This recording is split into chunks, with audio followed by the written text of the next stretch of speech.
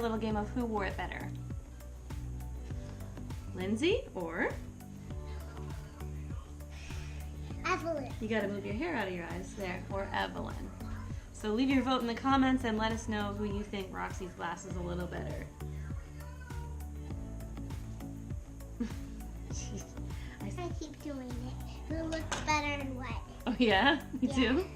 Well, it's always gonna be you, no matter what we're wearing. Who looks better like this? Evelyn or Mommy? Please vote in the comments. Yeah, okay. Anything else you think we could wear? Go grab a hat or something. Got any hats? Sure. Okay. Who wore it better, Evelyn or Mommy. hang on, Mommy. me? What do you guys think?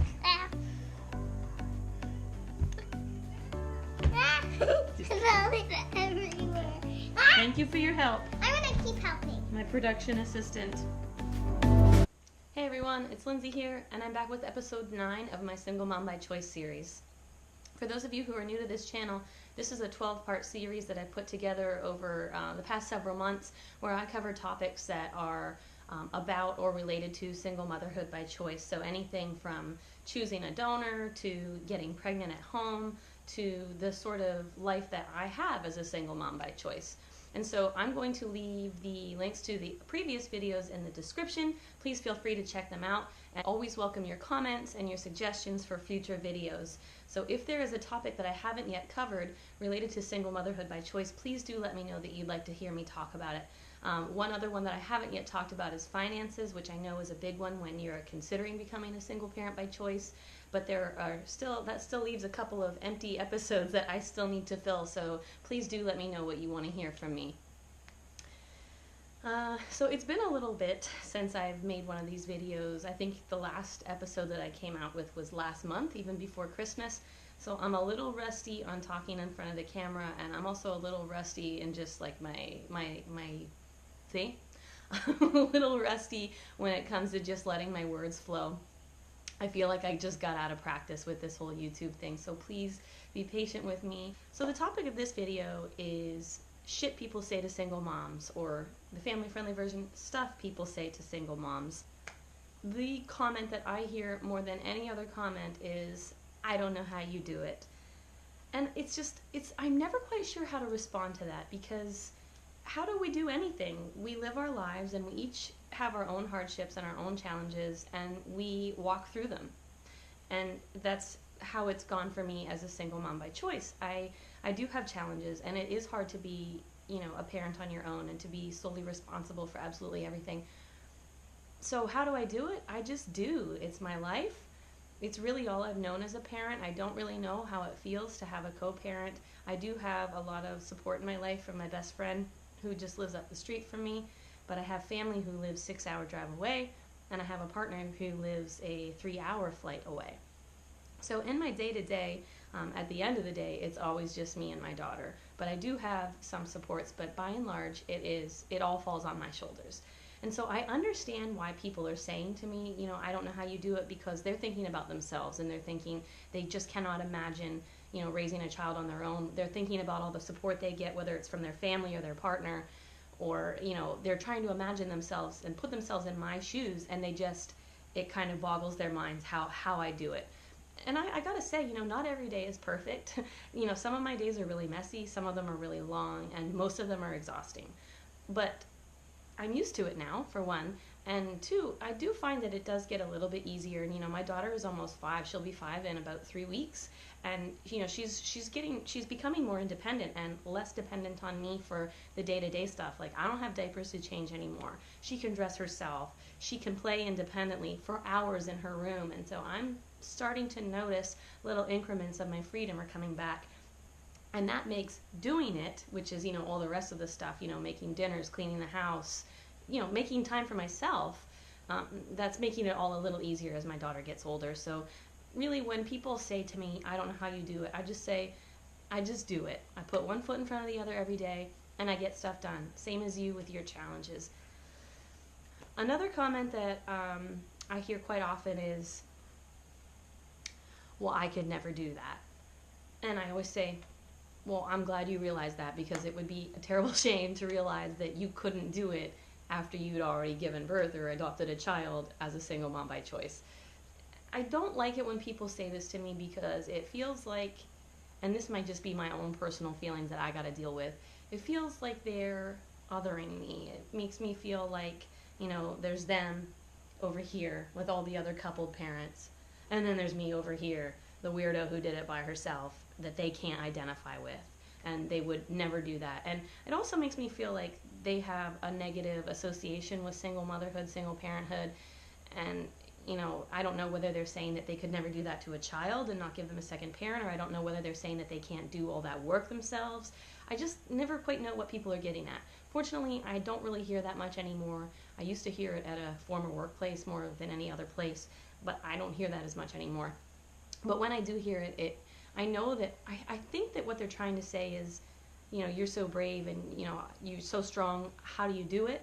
But to me, it ends up making me feel othered, and it kind of hurts my feelings, and it makes me feel uncomfortable when people say that. And it also makes me feel uncomfortable when people say to me, oh my God, you are so strong.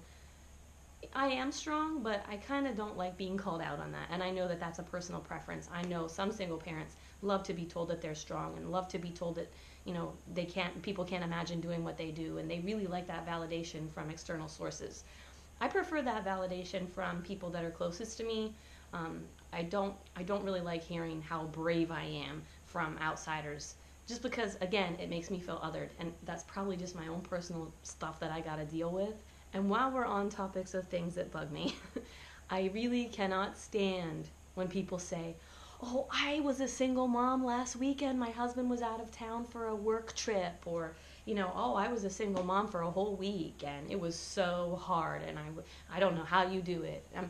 When people who are coupled and they have a co-parent and they say to me that they were a single mom for a weekend or a week, I really want to take them by the shoulders and say, no, you really weren't. Because one, you probably had the money that person, that partner or that co-parent has provided with you, for your kids and your house and anything else. So you weren't really a single parent because you did have their income. And two, you had your partner's emotional support even if he or she was away for 2 days or 3 days or however long you were on your own. You could say that you were solo parenting for a few days, but please don't try to connect with me in that way, because it just ends up making me kind of put a wall up when somebody who is partnered says to me, oh, I was a single mom for a few days. It just kind of, I don't know, maybe I sound like a bitch in saying this, but it just doesn't feel comfortable to me. It just, I get that they're trying to make that connection and say to me, oh, it was so hard, and you're so brave or so strong. It's one of those things, again, where they're trying to say that they admire a single parent for all the work they do, and they can't imagine doing it, but it just ends up making me feel kind of icky inside. And again, that's probably personal preference. I know other single parents by choice who don't mind when other people say that. They don't care if somebody is comparing themselves to a single parent for a weekend or a week or whatever it is.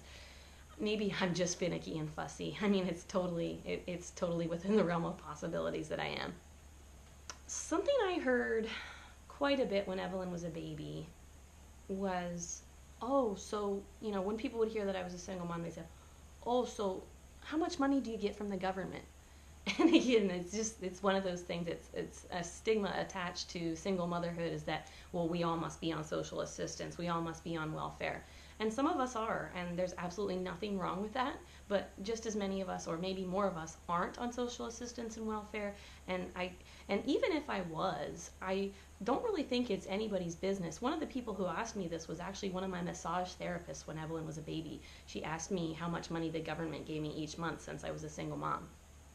None of her business, honestly. But I think that's one of those things that makes me feel uncomfortable when people say it, because the stigma attached to single motherhood is none of your business, and the government actually doesn't give me any money, and it's really none of their business whether they do or not. I mean, I live in Canada, so I do get the baby bonus every month. It's just a couple $100 in my bank account every month just because I have a kid. But everybody gets that here in Canada, whether you're married or single. If you've got kids, you get that baby bonus in your bank account every month. So I do get that, but and I suppose that is a form of social assistance in a way, but everybody gets it, whether they're employed or unemployed, single or married. And so that's really the only support that I get from the government. But even if I were receiving more, it's really nobody's business. And it just kind of feeds into that stigma of single motherhood that, we're all on welfare and we can't support ourselves. And those are the things that I've heard most often related to being a single parent, aside from, you're so brave and, you're so strong, those things. What I really do love to hear is just that I'm doing a good job as a mom, because I don't have a partner who lives here and sees me parenting in the day-to-day to, kind of say to me after, a meltdown or after a challenging moment with my child. I don't have anybody to see that and say, you handled that really well, or I'm really proud of you for the parenting that you've done through this tough phase. And so when somebody says that to me, whether it's my girlfriend who lives in Florida or, my best friend or my mom, that feels really good. And it feels even better when somebody who's not super close to me says it, somebody who's witnessed a moment, or one of Evelyn's teachers. That feels really good to get that kind of comment, because I feel like it validates me, not just as a single parent, but as a mom, period. To hear that I'm doing a good job kind of gives me a boost. It elevates me a little bit and helps me feel like I can keep going and I can get through the next tough moment, and that my kid is awesome. So there is a stigma attached to single motherhood. And one of the single moms by choice that I know, online only, I think she's a single mom to a little girl who is, I think, 2 years older than Evelyn. She at one point set up a website to kind of help combat that single mother stigmahood, or that single motherhood stigma. She interviewed a series of single parents, whether by choice or by chance or through being widowed or divorced, and just shared their unique stories, because we're all so very different. And the point is that just because we have the label single mom or single parent doesn't mean that the stereotypes that you associate with single parenthood can be attached to us or applicable to us. And I really like the work that she did, and I think she stopped it maybe last year. If I can find her website, I'll put the link to it in the description so you guys can check it out. But I really appreciated that work, because it kind of helped break down the stereotypes and put faces to people, and give us a platform to share our stories and say, this is what single motherhood looks like. And the stories were all so diverse that single motherhood looks like anything, like just people who live with their parents and have that hands-on support, to people like me who live in a different country from their parents, to single moms through being widowed or divorced, anything. There was a wide array of stories, and we're just as diverse a crowd as anybody else. And so I think that about covers it for the things that I most often hear when people find out that I'm a single mom. I'm sure I've missed something I always do in these videos.